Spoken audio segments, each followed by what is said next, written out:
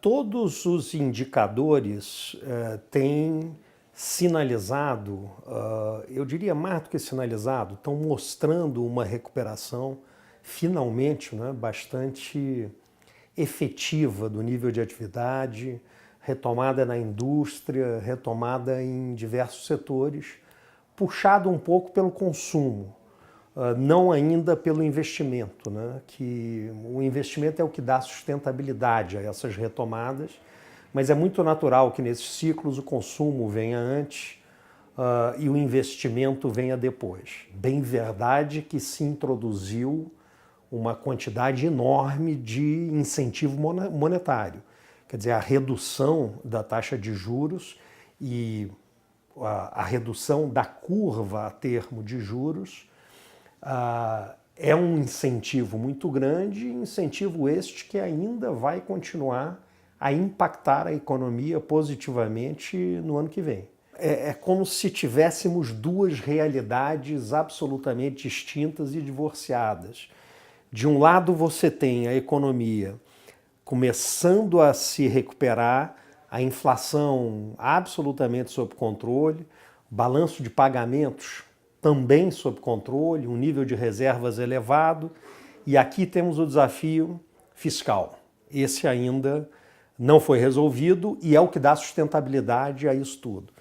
E de outro lado nós temos um caos político sem precedentes, a classe política, eu diria, colapsando, né? A sociedade querendo muito levar ao extremo essa limpeza. Então você tem uma clivagem entre um cenário político muito complicado, muito difícil de se solucionar, mas esse cenário político gerou um presidente sem legitimidade que precisou buscar alguma legitimidade na equipe econômica. E a credibilidade deles, eu acredito, seja o único fator que mantém ainda o Temer no cargo. E o que, por outro lado, a área econômica, no governo dele, com a autorização dele, com a carta branca dele, já realizou nesse último ano em termos de reforma, é uma coisa impensável. Muito provavelmente só vimos algo parecido no Brasil no governo Fernando Henrique. O Fernando Henrique, no segundo mandato, não conseguia fazer, porque não tinha credibilidade, nem votos, né? O Lula tinha, mas optou por não fazer, com um vento a favor muito muito forte no mercado internacional. E o Temer, com aprovação quase nula, conseguiu e continua a fazer. Então é uma coisa realmente impressionante e que qualquer um, se perguntado há meses atrás, diria que esse cenário era completamente impossível. O problema é que o investimento só vai voltar na hora em que esse divórcio tiver minimamente equacionado, o divórcio entre o político e o econômico. Enquanto você não tiver, como investidor, uma ideia do que vai acontecer neste país, uma ideia mínima nos próximos 5 ou 10 anos, é difícil o investimento retornar. Esse clima não ajuda, porque esse clima passa uma sensação de que a guerra está longe do fim. Sim. De que a gente ainda tem muitas batalhas a serem travadas nos próximos anos.